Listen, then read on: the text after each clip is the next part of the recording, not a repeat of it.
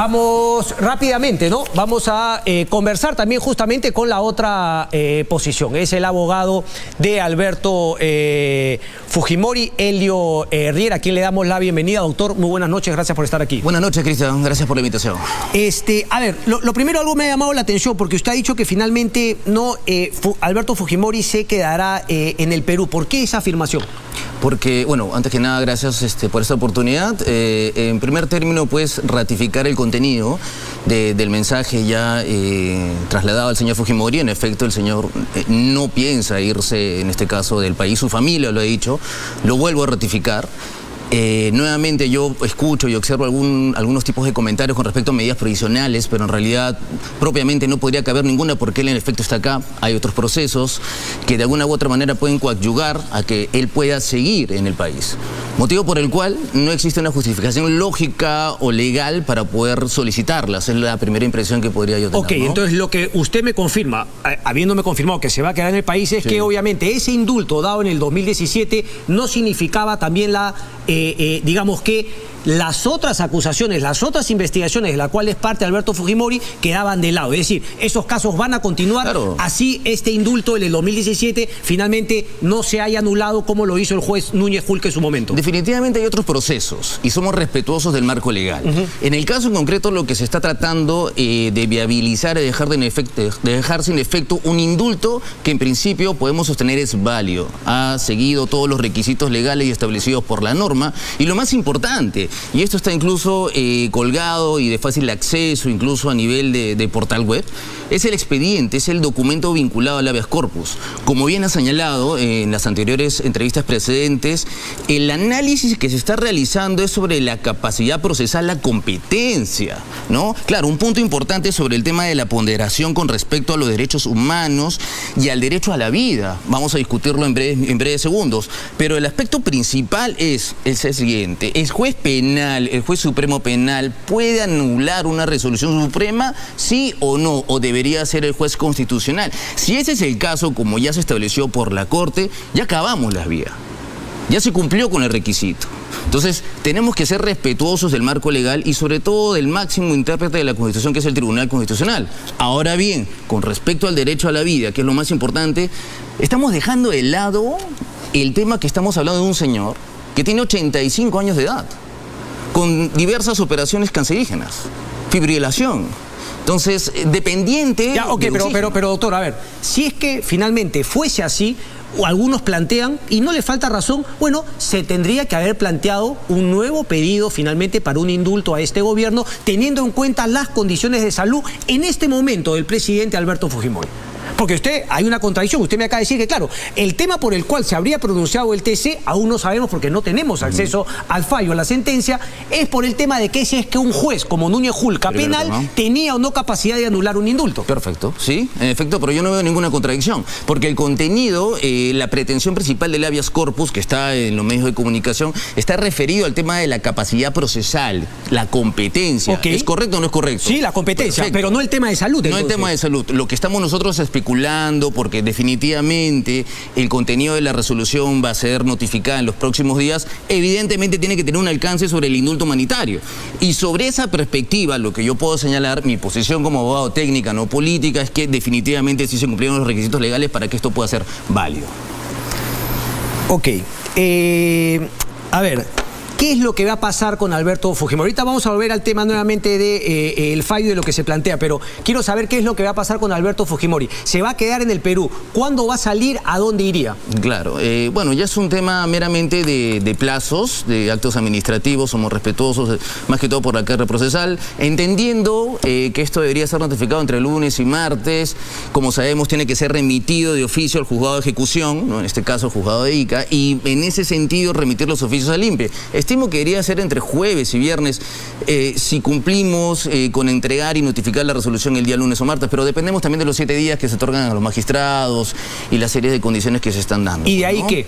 una vez que salga. Tendría que remitir ¿a dónde? Una vez que salga, porque claro, la vez pasada fue una casa en La Molina, ahora incluso se ha hablado de una clínica. Y el otro tema que me imagino que va a ser también una constante para aquellos, sobre todo opositores, la calidad de vida. Esto suena muy feo, pero mucha gente va a esperar que si se le ha dado el indulto es para que Alberto Fujimori muera cerca a sus familiares. Si la vida se le alarga, enhorabuena para sus familiares, para la gente que está cerca, pero va a ser siempre una espada de Damocles sobre el propio Alberto Fujimori. Claro, no, pero yo rectifico este punto. El señor Fujimori es un dependiente del oxígeno. Tiene problemas de presión. Hace poco este canal, con una magnífica, en realidad, cobertura periodística, pudo corroborar el hecho que llegaron a un hospital, ¿no? Cercano, en este caso, a Barbadillo. O sea, en realidad lo que quiero que se entienda es que el nivel de vida, ¿no?, que tiene el señor por el momento es degenerativo. Son enfermedades que no se pueden curar, se intensifican con el tiempo. Luego de estar en un hospital cercano a Barbadillo, eso lo puedo decir yo porque trabajo con el señor aproximadamente ya 2 años en sus causas, en esta causa justa, objetiva, que yo considero que tiene que primar.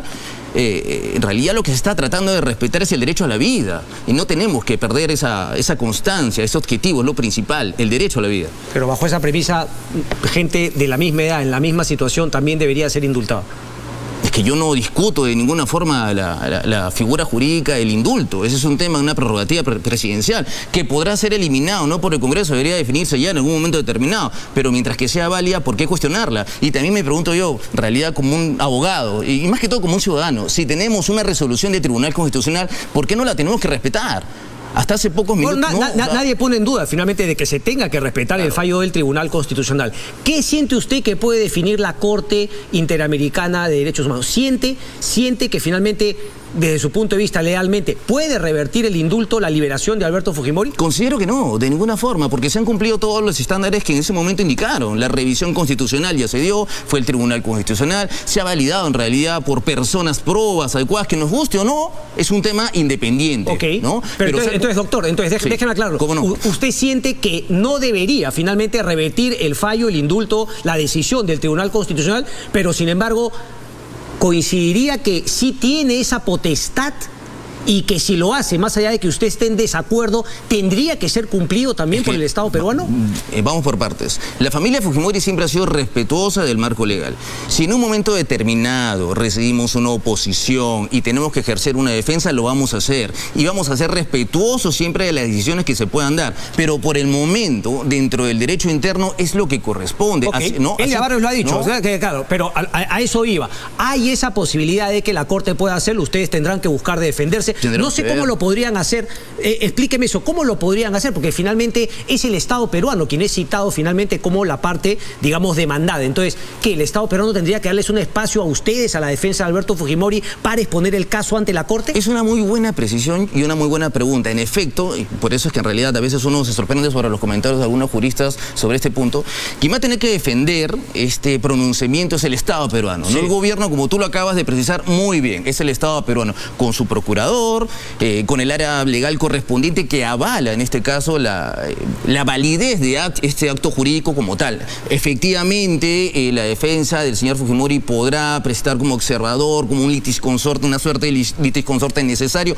para intervenir y coadyuvar en su defensa en el caso se dé. Pero en principio, como tú bien lo has mencionado, es el Estado peruano quien tiene que ejercer la defensa. Ok, pero a eso iba. ¿Ustedes creen que el Estado peruano les podría dar un espacio? Porque claro, uno podría decir, bueno, si el gobierno dice esto, el ministro Salas me acaba de decir que ellos están en contra, o que él está en contra. Y me he quedado espantado, en verdad. Okay, y bueno, el señor canciller ha dicho que finalmente no es válida la decisión del Tribunal Constitucional. Entonces, ¿cómo finalmente ustedes sentirían que van a poder hacer su, digamos, acceso a defender la decisión o la libertad de Alberto Fujimori si es que finalmente el Estado, representado a través de este gobierno, porque es cierto, es el Estado peruano, pero lo que queda claro es que este Estado finalmente es manejado actualmente en la parte del Ejecutivo por un gobierno? Entonces, ¿cómo podrían hacer ustedes para estar presentes en la Corte? Yo considero de que nos ceñimos a un marco legal. Son apreciaciones muy lamentablemente subjetivas, equivocadas, porque representa al gobierno y también por ende al Estado, y si es un mandato constitucional tiene que realizarse, no hay otra alternativa, son funcionarios públicos. Realizar Lo contrario podría constituir un delito de omisión y enjuiciamiento del deber funcional. Por Dios, es un pronunciamiento final. Tiene que realizarse, nos guste o no nos guste. Y en su momento, definitivamente, en el caso se pueda viabilizar alguna audiencia, como decía explicada anteriormente, lógicamente tendremos que intervenir con litis consortes para coadyuvar en la defensa en el mejor de los aspectos. Pero queda toda esa situación también, si es que finalmente es lo mejor para Alberto Fujimori ante esta posibilidad de que finalmente se pueda revertir en la Corte por la manera como se ha dado. ¿No temen esto? ¿Cuál es un poco la sensación de Alberto Fujimori?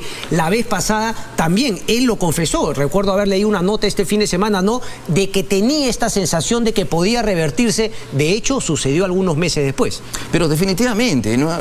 Nosotros somos respetuosos del marco legal. Evidentemente, si se puede dar una resolución que sea contraria, en este caso, a los intereses, se va a tener que respetar. Pero no me pongo en ese supuesto porque sé que no se va a dar, porque considero que tenemos los argumentos claros y sólidos para sostener nuestra posición. Y en el caso concreto, no olvidar, es lo más importante, que tenemos que priorizar también el derecho a la vida. Estamos hablando de una persona que tiene enfermedades muy avanzadas, que no se han podido revertir, no se van a revertir. Todo está completamente acreditado en el expediente médico y evidentemente con el tiempo se van a intensificar. Uno de los cuestionamientos también que hacen legítimamente, ¿no?, algunas personas en contra del fallo es, digamos, la falta de pago de la reparación civil y este tema tan mentado, ¿no?, el perdón a las víctimas. Yo recuerdo haber escuchado algo de Alberto Fujimori, pero claro, no tan claro. Pero esos dos puntos, ¿cómo ustedes los encaran desde el punto de vista de defensa legal de Alberto Fujimori? Bueno, al igual que tú, yo recuerdo también en ese momento cuando se dieron declaraciones, al igual que tú, pero en el caso en concreto, ¿cómo lo asumimos? Lo asumimos como una responsabilidad clara. ¿Pero de qué? ¿De que falta todavía quizá profundizar en ese pedido de perdón? Yo creo que lo que falta en realidad es esperar un poco los considerandos finales de la resolución, porque no lo sabemos, estamos especulando. En el caso en concreto tenemos dos hechos muy puntuales. El primero, la competencia. ¿Es pertinente o no es pertinente? ¿Es contrario a ley que un juez penal pueda dejarse en efecto una resolución suprema? Eso es lo más grave. ¿Se puede o no se puede? Eso genera vulnerabilidad de derechos contra las demás personas. Hay que tomarlo en cuenta. Es un punto muy importante. Okay. Y el segundo punto importante es el indulto otorgado a una persona ya que tiene 85 años, con más de 5 operaciones, con enfermedades en realidad cancerígenas. ¿Es viable? ¿Es correcto o no es correcto? Es una persona dependiente del oxígeno. Insisto nuevamente. No me ha hablado de la reparación civil. ¿Cuánto debe Alberto Fujimori? ¿Algo de 27 millones de soles? ¿Me equivoco? Pero evidente, no tengo el monto exacto porque definitivamente estamos hablando de diversos casos, pero con respecto a la reparación civil, lo único que puedo indicar es que por el momento el señor Fujimori es una persona adulta, mayor, que se le puede pedir en este momento a una persona que está enferma. Tiene 85 años. En ese momento tendrá que discutirse, analizarse cómo se realizará. Okay. Pero lo más importante, creo yo, que un tema patrimonial en este momento, disculpa que te corte, es el derecho a la vida.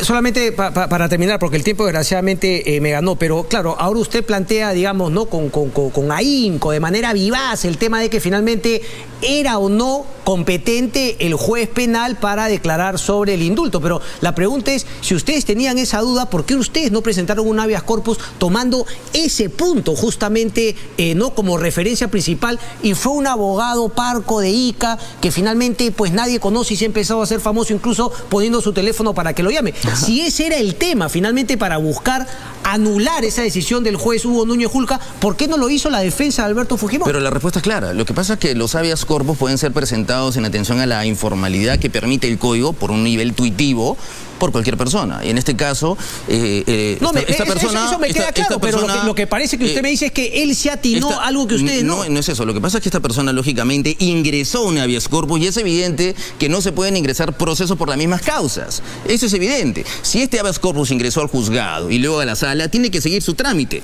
Después de ello, tiene que llegar al Tribunal Constitucional y es donde, en ese momento, nosotros coadyuvamos con la solución, lo cual está completamente acreditado. El tiempo me ha ganado, pero esta cortita, por favor. Lesa humanidad, porque la doctora Dador, que acaba de estar conmigo, dice que finalmente, independientemente de que no está tipificado, digamos, las acciones, ¿no?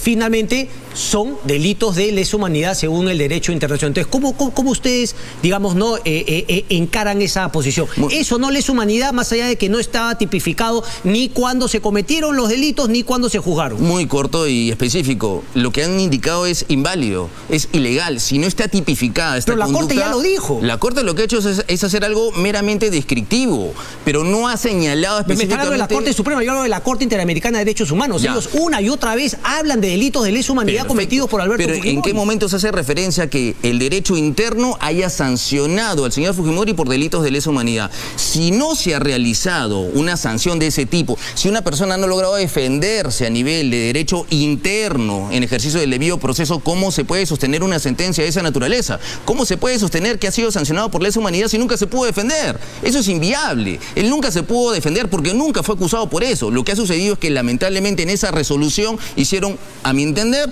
una descripción inválida, inadecuada. Bueno, esa descripción la hace César San Martín, pero finalmente el tema es que la Corte reconoce delitos de lesa humanidad de Alberto Fujimori. ¿Ustedes no tienen cómo negar eso? ¿No tienen cómo finalmente luchar contra eso?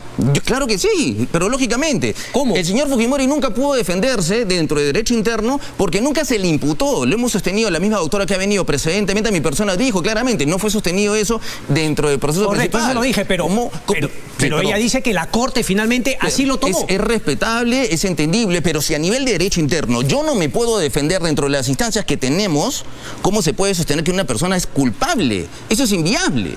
Entonces, si no hay una sentencia específicamente por la cual se sostiene este tema, definitivamente es nulo. Elio Herrera, muchísimas gracias. Muchas gracias, Cristian, por la atención. Bien, nosotros vamos a una breve pausa y regresamos con el final. No se muevan.